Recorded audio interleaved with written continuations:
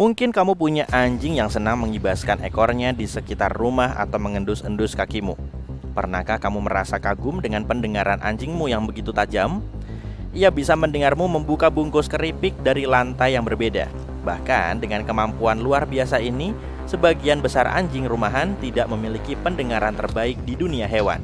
Bahkan mereka tidak masuk dalam 5 besar. Nah, mari kita masuk ke dunia pendengaran hewan dan coba membayangkan seperti apa kehidupan dari telinga makhluk lain. Kita manusia sangat hebat, kita punya berbagai macam bakat, tapi dalam hal olimpiade pendengaran, kita bahkan tidak masuk dalam nominasi. Dibandingkan kucing atau kelelawar, telinga kita sangatlah biasa. Ambil contoh gajah misalnya, tubuh mereka besar dan telinganya pun begitu. Organ pendengaran mereka mampu menangkap gelombang infrasonik. Ini bukanlah gelombang suara biasa. Gelombang infrasonik merupakan bisikan berat berfrekuensi rendah yang tidak bisa didengar oleh manusia.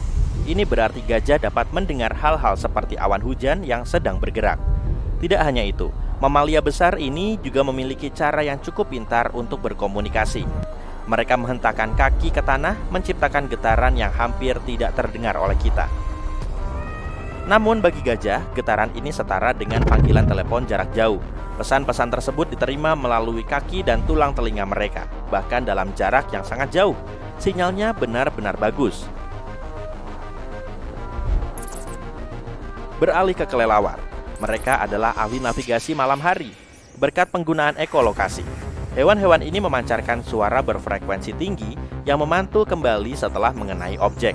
Gema ini membantu kelelawar menciptakan peta mental yang memungkinkan mereka bergerak dengan mudah dalam kegelapan. Lebih kerennya lagi, para ilmuwan menemukan bahwa kemampuan pendengaran kelelawar meluas hingga ke sayap mereka. Bulu-bulu khusus yang disebut rambut Merkel merasakan pergerakan udara, membantu kelelawar mendeteksi objek yang mendekat. Ini bukan pendengaran tradisional yang biasa kita kenal, melainkan adaptasi yang fantastis terhadap lingkungan mereka.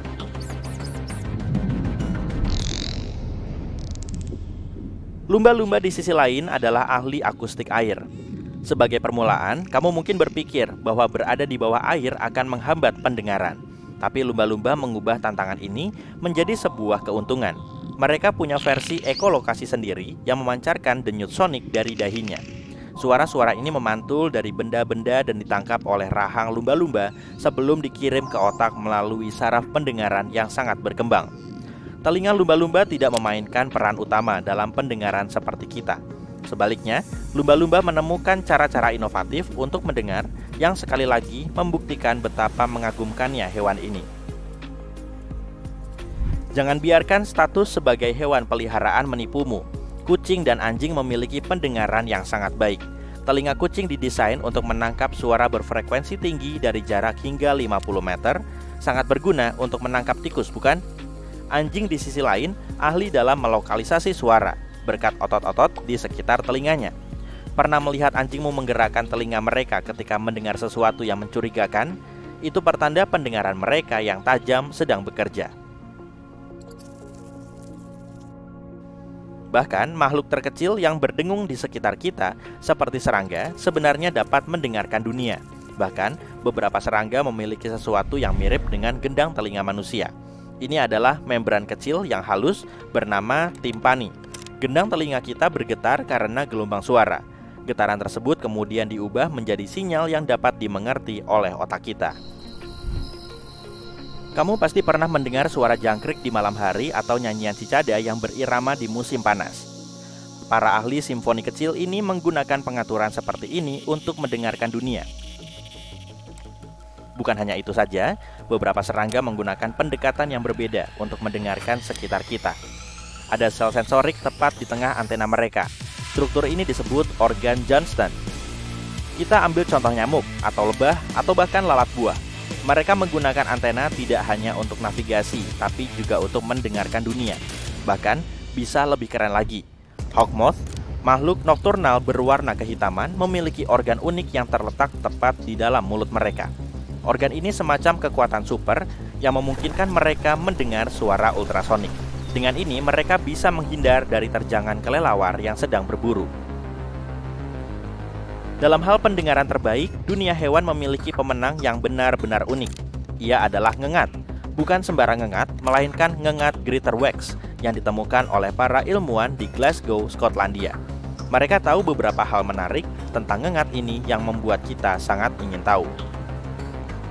Sebagai konteks, ngengat Greater Wax tidak menonjol dalam hal penampilan. Maksudku, warnanya coklat biasa. Sehari-harinya ia suka memakan sarang lebah. Meskipun berbaur dengan baik di dunia hewan, ngengat ini memiliki sepasang telinga yang hebat. Ingin tahu seberapa baik pendengarannya? Ternyata makhluk kecil ini mampu menangkap suara pada frekuensi hingga 300 kHz. Sebagai perbandingan, telinga manusia hanya dapat mendeteksi suara hingga sekitar 20 kHz. Kemampuan ini turun menjadi sekitar 15 kHz seiring bertambahnya usia kita. Bahkan lumba-lumba pun tidak dapat menyainginya. Mereka hanya mampu mendengar suara hingga sekitar 160 kHz.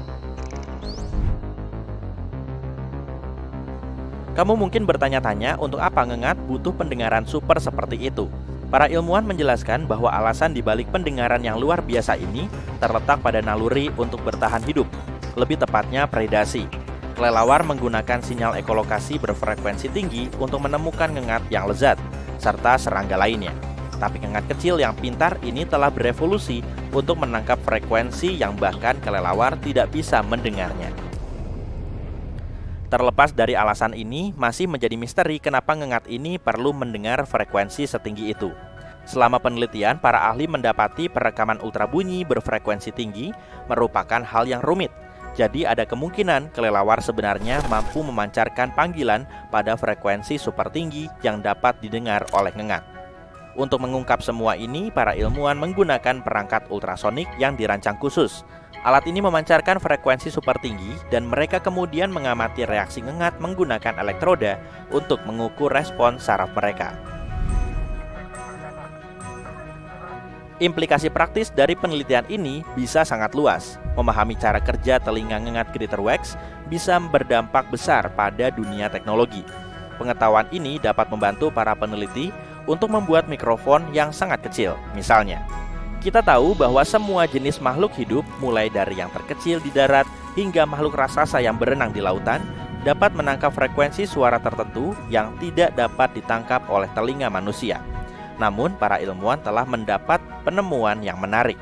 Mereka menunjukkan untuk pertama kalinya bahwa kemampuan kita untuk menangkap perbedaan kecil dalam frekuensi suara mungkin lebih unggul daripada hewan, berkat neuron individual kita. Bagaimana mereka membuktikan hal ini? Nah, mereka memanfaatkan teknik unik yang memungkinkan mereka merekam apa yang dilakukan neuron tunggal di korteks pendengaran, yaitu bagian otak kita yang berperan penting dalam memproses suara. Ketika kita terpapar berbagai suara, sebagian besar dari apa yang kita ketahui tentang korteks pendengaran didapat dari penelitian masa lalu yang mempelajari aktivitas saraf hewan yang bereaksi terhadap suara. Penelitian-penelitian tersebut sangat berguna dalam memberi kita gambaran tentang bagaimana suara diproses dalam sistem pendengaran kita. Namun, penelitian tersebut tidak menunjukkan apa yang membedakan manusia dalam cara kita memahami suara.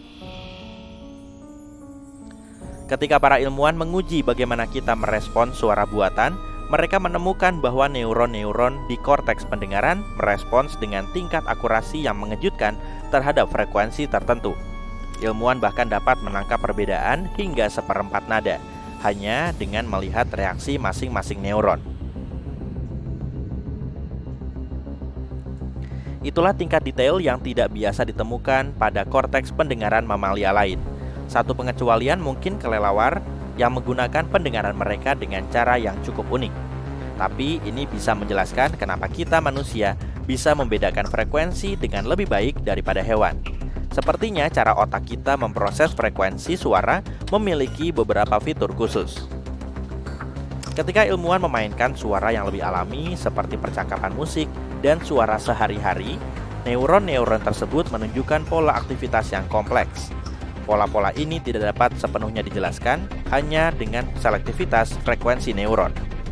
Penelitian pada hewan menunjukkan fenomena yang sama, tapi ini pertama kalinya kita melihat hal ini pada manusia.